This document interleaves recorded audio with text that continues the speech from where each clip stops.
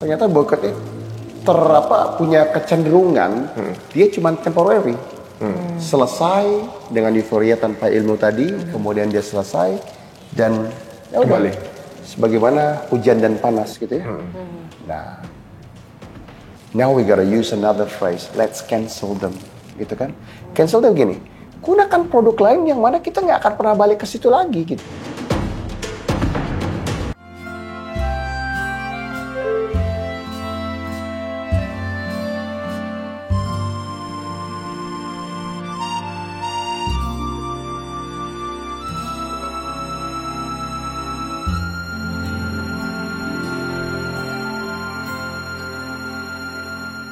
Berarti bisa dibilang ya, Chef. Berarti kalau kita melihat di sana, sebenarnya kita yang harus banyak belajar karena bagaimana pelajaran terbaiknya buat kita nih. Allah dan ini maha kasih sayang Allah. Kita ngapain aja? Iya, kita ngapain aja? Sedangkan kita yang di luar ini yang merasa kayaknya happy, ngerasa kayak senang-senang aja, malah terbuai bahwa ternyata banyak sekarang produk-produk yang ternyata pro sana yang kita pakai terus. Nah ini apa yang harus kita lakuin berarti sama Chef? Iya, jadi gini, kalau kita bicara boykot ini kan sesuatu yang boykot ini pilihan kan begitu ya, pilihan ya. Kita juga berhati-hati dalam mengatakan bahwa ini pilihan gitu kan, pilihan yang mungkin akan diambil oleh sebagian kaum muslimin kan begitu. Mungkin juga tidak kan, mungkin juga tidak. Kalau pilihan gitu ya, kan, kedudukannya pilihan. Nah tapi banyak suara-suara yang sekarang mengatakan ternyata boykot ini punya kecenderungan dia cuma temporary. Selesai dengan euforia tanpa ilmu tadi, kemudian dia selesai dan ya udah sebagaimana hujan dan panas gitu ya. Nah, now we gotta use another phrase, let's cancel them, gitu kan? Cancel them gini, gunakan produk lain yang mana kita nggak akan pernah balik ke situ lagi gitu. Cancel berarti means lebih lama efeknya. Bukan lebih lama, ditiadakan, dinihilkan. Selesai gitu. Selesai menggunakan produk mereka itu sesuatu yang kita selesaikan dari hidup kita gitu. Kalau boykot yang mana, temporary ya. Kalau boykot ada unsur bahwa itu pilihan ya. Kita akan melakukannya atau tidak. Kita mungkin merasa sulit gitu. Tapi cancel means that memang kita sudah akan meng-cancelnya, maka sesulit apapun yang harus kita lakukan ya we gonna do that. Ini kan freedom of choice dalam suatu society, tantangan masyarakat yang mana everyone is allowed to buy or not buy kan gitu ya. Jadi kita kembalikan kepada diri kita, kira-kira ketika kita punya pilihan, what will you do? Kita selalu punya alternatif. We always have the alternative. Nggak pernah. Bahkan ketika tidak ada barang lain pun selain itu, selalu ada alternatif. Karena there is an alternative of not using that. Ya. Kan begitu. Benar kan ya? Jadi kan karena memang biasa yang tertampil adalah begini. Ketika kita ingin beli kopi, misal contohnya kopi A gitu ya. Ternyata itu merupakan suatu afiliasi dari Zionist apartheid regime ini gitu ya. Sehingga kita mengatakan kita membeli yang C aja gitu ya. Tapi ada juga produk yang kita katakan ada lampu misalnya mereknya XYZ gitu kan ya. Ternyata XYZ tidak punya kompetitor gitu ya, atau tidak punya alternatif lain yang bisa. The alternative is still there. Such as not using it all kan gitu ya. Kita bisa aja menggunakan bentuk lampu yang lain kan. Kenapa kita alternatif bentuk berarti ya, bukan? Dia masalah brand kan? Atau bahkan alternatifnya nggak menggunakan lampu sama sekali gitu kan? Nggak mati juga soalnya kan? So what? Kan begitu. Yang menarik ini ucapan salah seorang pemimpin yang pantas kita banggakan, yaitu the late Malik Faisal rahimahullah taala. Ya, Raja Faisal rahimahullah. May Allah tinggikan derajat beliau ya, dan berikan beliau kebaikan. Beliau sudah mengatakan begini, saya nggak pernah pusing gitu loh, nggak pernah takut gitu ya, bahwa yang meninggikan harga minyak mentah ini kalian. Kami nggak begitu butuh gitu loh. Kalaupun kami nggak dibeli lagi minyak mentah dan kami nggak jual, ya rugi kalian. Ya rugi kalian. Ya, bahwa kami, itu izah, ya. Kami cukup gembira untuk kembali di atas gurun pasir, makan kurma sama kopi. Kan begitu kata-kata beliau kan. Dulu we survive on dates and coffee and kahwa. We can easily, happily come back to that. Selesai kan? Yang bikin ribut kita sendiri sebenarnya. Kita sebenarnya. Iya benar. Itu Beliau punya izah itu kalau kita punya ketergantungan ekonomi ya. Itu seorang pemimpin yang luar biasa ya, yang pantas kita banggakan gitu ya. Ini kan waktunya kita juga introspeksi tentang apa-apa yang kita gunakan dalam keseharian kita. Sebab kita juga mungkin mencermati ya, maksud kita semua nih yang sedang memiliki perhatian besar terhadap keadaan saudara-saudara kita di Palestina, lalu kemudian boycott ya, cancel the product. Pasti kemudian kita menyadari gitu bahwa betapa banyaknya produk-produk yang sudah terikat ya pada kita, dan kita juga terikat gitu kepada produk itu yang kita gunakan, ternyata memiliki afiliasi, mendukung, mensupport, bahkan membiayai dan seterusnya ya kepada kekejian yang dilakukan oleh kaum Zionis ini. Waktu kita untuk introspeksi, apakah selama ini kita menggunakan produk-produk itu atas keperluan atau lifestyle? Jangan lupa bahwa entitas Zionis ini yang didukung oleh kekuatan-kekuatan besar ini, ideologinya kalau dalam persoalan Palestina itu fasisme, sudah pasti kan. Mereka menghalalkan segala cara apapun. Kalau dalam gerakan ekonomi dunianya, mereka kapitalis, sekuler, ya kan? Jadi semua hanya diangkakan. All the human are numbers gitu buat mereka, sehingga produk-produk yang mereka ciptakan itu pasti kan dengan ideologi kapitalismenya ini. Nah, ketika kita terikat dengan produk-produk itu, artinya ada keberhasilan kan dari mission tersebut. Ya termasuk yang ngomong nih. Termasuk kan yang ngomong kan, termasuk kita semuanya gitu. Ini kan bagian nasihat buat pribadi kita. Iya, ini kan bukan tentang menasihati reminders orang kan. for ourselves. Makanya kita sebutnya introspeksi. Gitu. Kita perlu cek gitu. Karena ideologi kapitalis itu sudah pasti akan menciptakan keterikatan dengan konsep fasismenya tadi itu. Menghalalkan segala cara. Humans are numbers. Kemudian diikatkan dengan dibuat menjadi terikat dengan produk-produk tersebut, yang mana keterikatan ini tidak mungkin terjadi kalau tidak dibangun emosionalnya gitu. Maka mereka pasti menciptakan campaign-campaign atas produknya dengan pola ikatan emosional secara bahasa komunikasinya, sehingga kemudian kita menjadi terikat, dan karena emosional itu terikat, bahkan kita menjadikannya sebagai gaya hidup kita, bahwa we feel that itu adalah aku. Itu aku, dan kalau aku nggak ada itu aku jadi kayak turun gitu. Ini pola kapitalis, sehingga memang waktunya bagi kita juga untuk mengecek gitu diri kita.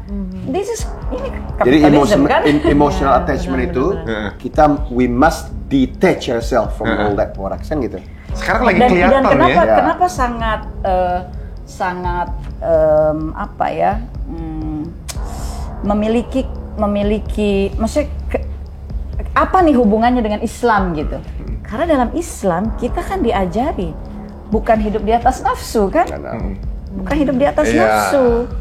Islam itu mengajari kita bukan ingin, tapi butuh gitu. Yang kita butuh aja, bukan ingin. Tapi udah bias sekarang gitu, ya kan? Bias kepada dalam kehidupan dunia yang sekarang dikuasai oleh sistem kapitalis, tentu kan jadi bias kan.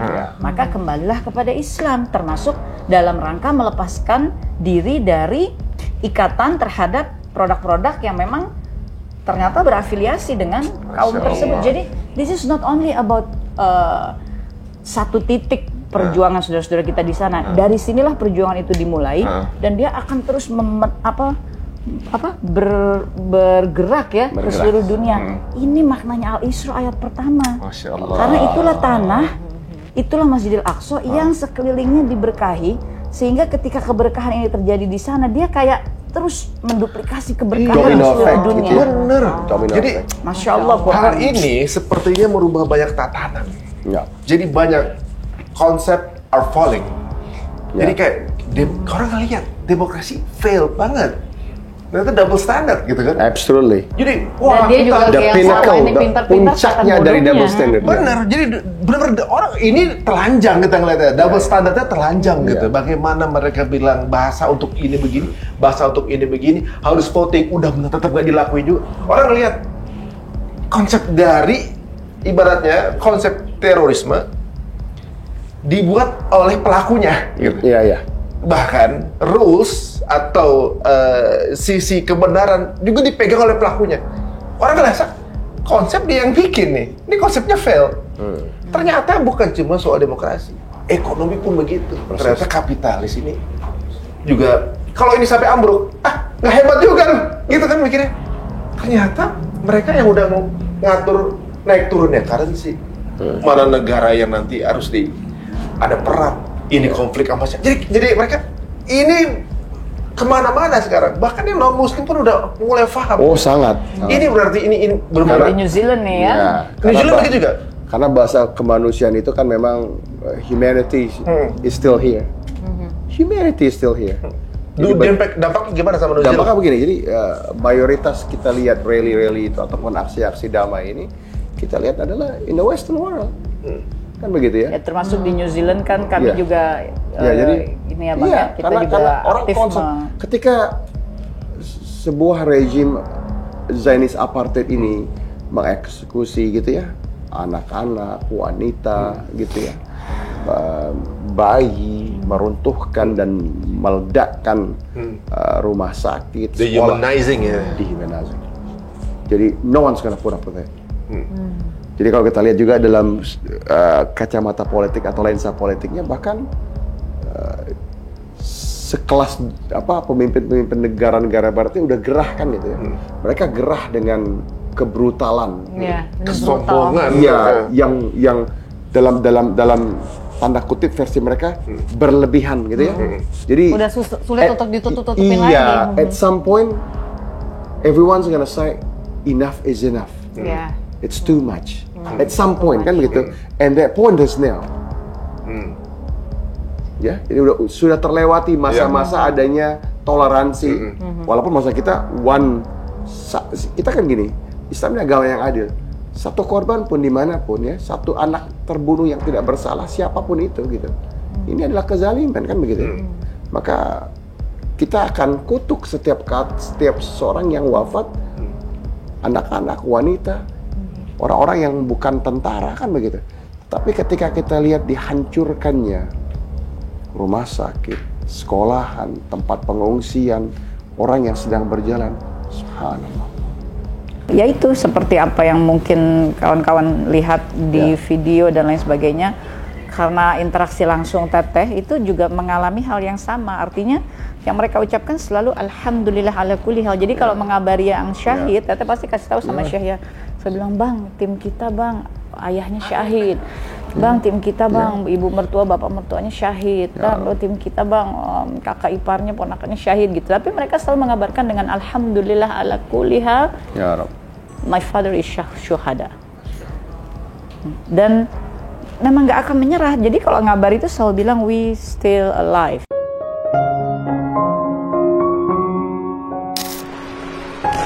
Gitu. Kami masih hidup, kami masih ada. Dan tetap bekerja. Bahkan yang luar biasanya ya Masya Allah ya tentu berbagai donasi datang begitu ya. Dan dalam kondisi perlawanan yang sedemikian berkecamuknya ya dari freedom fighters dan juga rakyat Palestina yang sedang begitu susahnya. Itu mereka loh yang nyampaikan bahwa mereka willing untuk, jadi mereka yang bilang send us the design, maksudnya kirimin kita kalau kamu ada desain, we gonna try our best, kita akan cetak sebisa kita supaya you can show gitu. Bisa kasih lihat sama saudara-saudara kita yang bersedekah bahwa sedekahnya ini sudah sampai. Dan tersalurkan. Dan itu mereka yang minta. Kita kan nggak tega ya. Susah ngebayangin itu. Kan Teteh bilang sama Syekh, aku nggak tega Bang maksud dalam kondisi begini ya. Tentu kalau kita program-program normal pasti kan kita semua butuh ya. Ada tanda gitu kan, mau atau apa gitu menandakan the project is running. Tapi kalau situasi gini kan nggak mungkin dan kita nggak minta itu gitu ya. Aku sampai bilang ya sama abang, tapi mereka willing bang. Bayangkan dalam kondisi yang sebegitu susah, di mana-mana hancur, dibombardir. Dapur umum kita 2 hari lalu yang di Han Yunis dibombardir. Mereka mesti kerja, memindahkan keluarga, apa segala macam. Tapi they're willing. Mereka tetap bilang, asalkan ustazah mau, misalkan bisa kasih kami waktu yang tak terbatas, misalkan kami tunggu kami selesai mencetak 3 hari atau 5 hari. Tete selalu bilang, you don't have to do that, nggak mesti. But we want, kita mau supaya gimana nggak berderai air yang mata kita bersedekah itu tahu bahwa sedekahnya sampai kepada kami gitu. Kami cuma bisa kasih dengan ini, cuma bisa kasih dengan berusaha mencetakkan itu sehingga dan terbayang nggak subhanallah. Masih hari-hari awal perang, they want to show us, mereka mau kasih lihat gitu bahwa ya bang ya aku kasih lihat mereka tuh sampai pakai handphone yang udah susah itu dengan gambar yang blur-blur ya apa segala macam, mereka ambil gambarnya, mereka edit, jadi mereka kirim video tuh dalam bentuk udah mereka edit, sampai Teteh bilang nggak mesti, just send whatever you can send, apalagi kok internet lagi susah ya, lagi di drop dan segala macam, ya selalu ngomongnya sama abang dan abang.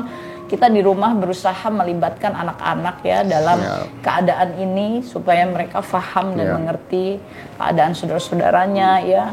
Bahkan di hari-hari awal ya, Umar ya, anak kita yang nomor 4 ya Umar, terus menerus sama kemari ngikutin Teteh gitu ya untuk bilang I wanna make something, aku pengen bikin poems ya waktu itu poems ya untuk saudara-saudaraku, ayo bantuin, ayo ajarin, ayo bikin terus aja gitu. Dan karena memang kita berusaha melibatkan anak-anak, memahamkan mereka ya, dan ini memang tugas selanjutnya dari keluarga-keluarga kaum muslimin ya untuk membangun generasi selanjutnya yang betul-betul mengerti tentang akidah keislaman. Dan momen terbangga Ana ya, salah satu momen terbangga itu adalah ketika Umar ini punya tabungan dan dia bertahun-tahun menabung itu dengan kerja ya di farm, bantuin kita gitu ya. Jadi terbelilah sebuah motor cross ya yang kencang, bagus ya. Motor cross Yamaha. Anak-anak dilatih bekerja di farm, tapi mereka kayak kerja. Dan ini kerja, ini bangunnya 3:30 pagi nih. Jam 4 gitu ya. Dalam basah, hujan, lumpur ya. Kalau anak latih anak bukan ini. Bukan kayak orang sekedar ikut-ikutan. Kalau bahasa kita gini. Kalau anak kita harus lebih jago dari orang gitu. Tentu maksud kita dengan segala titipan Allah kita tentu pengen kita push dia. Kita akan ini ya. Sehingga kebelilah di segala macam dan ini sekian tahun udah. Ya abang bilang sama Umi kan nih. Ketika Umar bilang, dia bilang, "Dad," dia bilang, "I wanna sell my bike." Masya Allah. I said, "What you gonna do, Mar?" Kata Mar, dia pengen jual tuh motor. Dia bilang gini, "I think I'll get $6,000 for this." Dia bilang menurut dia bisa dapat $6,000 gitu loh. Suatu yang dia paling sayang gitu motor ya. Karena itu bayangin ya, anak 13 tahun beli duit sendiri gitu ya. Terus dan nggak kebayang, kirain mau beli apa gitu. Kata Mar, "I'm gonna send the money to Palestine."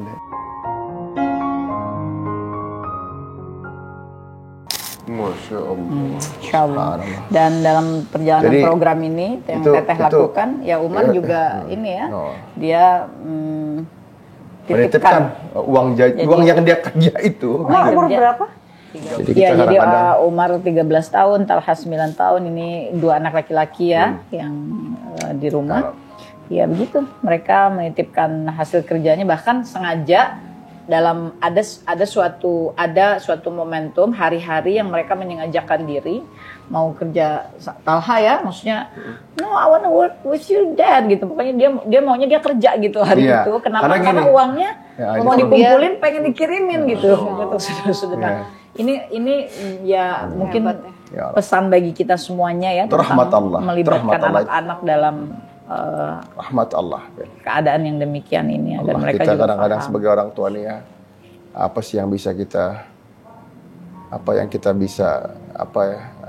harapkan kecuali ridha Allah kan gitu ya. Dan anak laki-laki ini dan perempuan tentunya kalau kita dengar itu, wah itu abang kesentak karena abang nggak nyangka dia pengen itu gitu. Iya, kirain dia pengen jual aja, pengen dia beli apa lagi yang lebih besar gitu ya, atau yang mungkin yang Ya, ini jadi kita tuh punya kebiasaan gini ya, banyaknya kuda, banyaknya motor, karena memang kita kan di pedesaan gitu ya. Jadi kirain dia pengen beli yang 150 cc apa gitu, jual itu nukar yang lain gitu. Tapi dia bilang, "Now I'm gonna send the money." Subhanallah, Allahumma lakal hamd. Rasanya kita segera tak terasa turun air mata kita ya melihat anak kita yang kita tahu ya memang ini kerjanya banget gitu. Ini bukan di rumah kerja. Ini we farming gitu. Kalau farming itu ya hujan-hujan, ya basah-basah, kotor-kotor gitu ya. Gitu kan, ini kan dan tenaga banget. Tenaga iya, banget gitu loh. Betul. Dan ini semua gitu loh.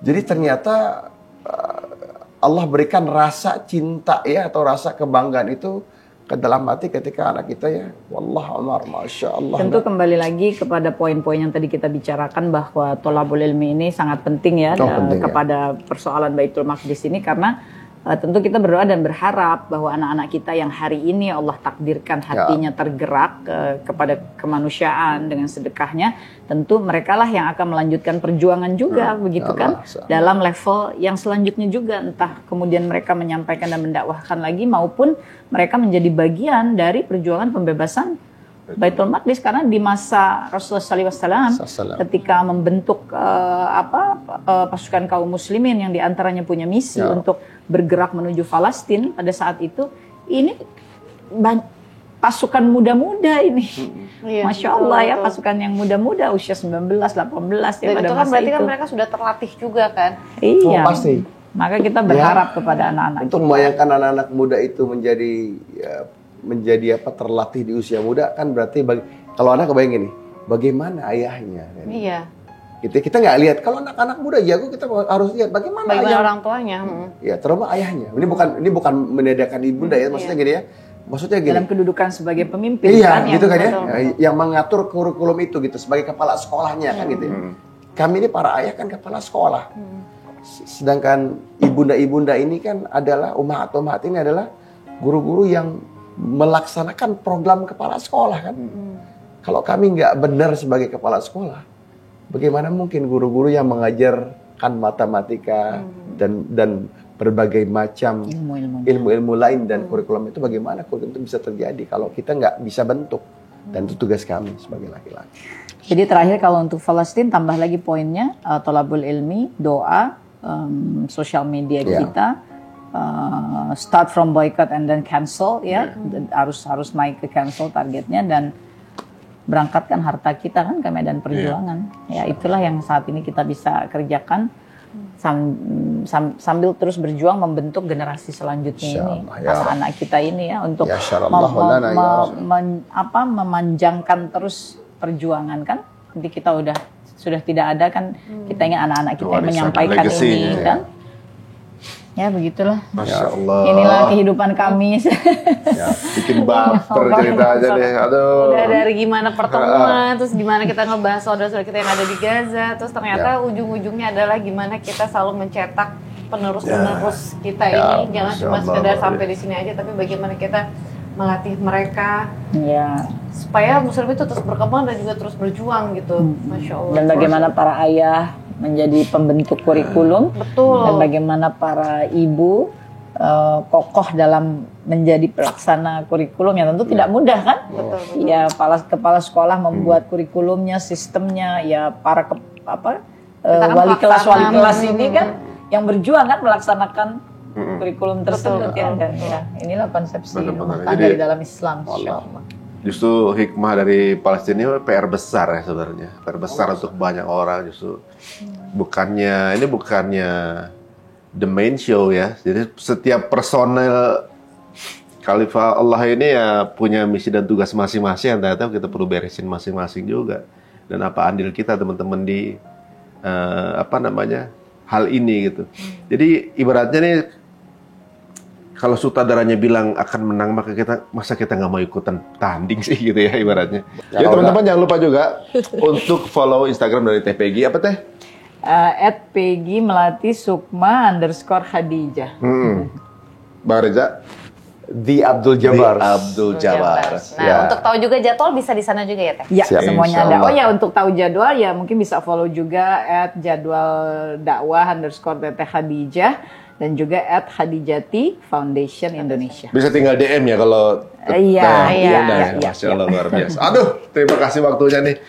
Ini kesekian. Dan kalau satu lagi kalau kawan-kawan juga ingin terus mensupport ya perjuangan saudara-saudara kita di Palestina, di antara ya berbagai lembaga, tentu juga adalah lembaga kami yang sampai hari ini masih terus apa namanya teh? Hadijati Foundation. Dan kita fokus memang sejauh ini kita fokus dapur umum ya. Kita support terus dapur umum, kita support terus makanan dengan segala keadaannya, tapi insya Allah kita udah 7 stage ya, udah 7 stage, dan setiap stage-nya kita minimal kita distribusi 2.000 sampai 4.000 ya, dan terus ya sebagaimana Allah menitipkan amanah itu ya sebegitulah kita menunaikannya, dan insya Allah saudara-saudara kita di dalam Gaza juga selalu siap sedia gitu untuk. Alhamdulillah, karena titipan yang sudah menitipkan melalui kita di link bio yang kita sudah share, kita akan share 100 juta rupiah dari titipan teman-teman untuk Hadijati. Masya Allah. Insya Allah mudah-mudahan ini jadi langsung ibaratnya sampai ke teman-teman yang saudara kita yang ada di Gaza, teman-teman semua. Insya Allah. Alhamdulillah. Terima kasih waktunya. Sama-sama. Sudah berkali-kali pamitan karena kita nggak mau berpisah karena semua keluar kata-katanya. Selalu ada lagi ya. Nih di kepala nih folder lagi nyatatin terus nih. Alhamdulillah. Insyaallah. Yang mau ngedit juga lagi mikir terus. Mantap ini pokoknya. Jika dirasa menarik, monggo silakan disebar kembali, di-share kembali teman-teman semuanya. Jangan di khawatir. Part mana yang mau dipotong, monggo silakan. Jika dirasa ini menjadi pesan yang penting untuk disebarluaskan, monggo saja, karena memang channel ini diciptakan untuk itu juga, kita karyakan untuk itu, dan kita doakan pasangan ini menjadi pasangan yang terus bersama dalam ketakwaan, bersama selalu dunia dan juga jannah. Doain kita juga teman-teman semua ya. Terima kasih Bang Reza dan Teh Peggy. Kita pamit. Wassalamualaikum warahmatullahi wabarakatuh.